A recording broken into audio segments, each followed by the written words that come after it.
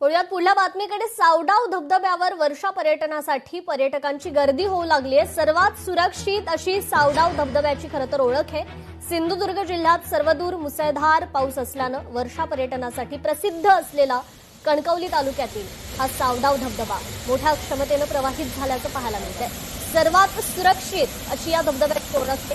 हा सावडाव धबधबा जून महिन्यामध्येच प्रवाहित होतो, मात्र पावसानं मारलेल्या दडीमुळे यावर्षी धबधबा उशिरानं प्रवाहित झालाय। सिंधुदुर्ग जिल्ह्यात मुसळधार पाऊस पडत असल्यानं डोंगर कडेकपारीतून वाहणारे छोटे मोठे धबधबे प्रवाहित झाल्याचं पाहायला मिळतंय। या धबधब्यांवर पर्यटक दरवर्षी पर्यटनासाठी दाखल होतात।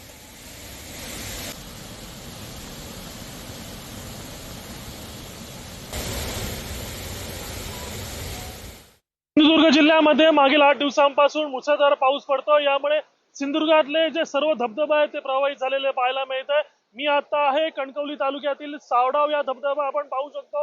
हा धबधबा जो आहे तो महामार्गापासून जवळपास 5 ते 6 किलोमीटर अंतरावर आहे। अतिशय मोक्याच्या ठिकाणी असून एकंदरीत पाहिलं असेल तर हा सुरक्षित धबधबा म्हणून ओळखला जातो। पर्यटक इथे दाखल होतात मोठ्या प्रमाणात। सुरक्षित असल्यामुळे पाहिलं असेल तर मोठ्या प्रमाणात इथे आता जी ओहोळ आहे तिथून हे पाणी या धबधब्यावरून खाली पडतं आणि मोठ्या प्रमाणात इथे आनंददायी असं वातावरण असतं पाहायला मिळतं आपल्याला।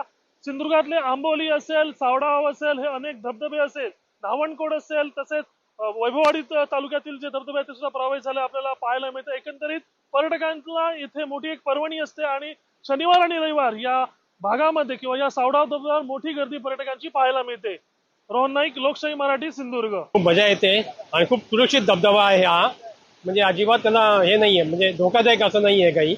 छोटी मुलं सुद्धा येऊ शकतात आणि फुल फॅमिली तुम्ही एन्जॉय करू शकता। आम्ही मुंबईहून आलो त्यासाठी खास। आम्ही घरी कणकवलीला घरी पण गेलो नाहीये, डायरेक्ट ट्रेनने उतरलो, नाश्ता केला आणि ब्रेकफास्ट केला, इथे आलोय। मस्त एन्जॉय करतोय आम्ही। मी सकाळीच मुंबईवरून कणकवलीला उतरलो आणि सावडा धबधब्याबद्दल भरपूर ऐकलं होतं, तर इथे आलो डायरेक्ट आणि खरंच अविस्मरणीय, एकदम छान, मस्त मजा आली। सुरेख असं आहे, काही गावण्यासारखं नाहीये आणि खरंच मजा लुटावी लोकांनी। लोकशाही मराठी ऐका, पहा, जागरूक रहा।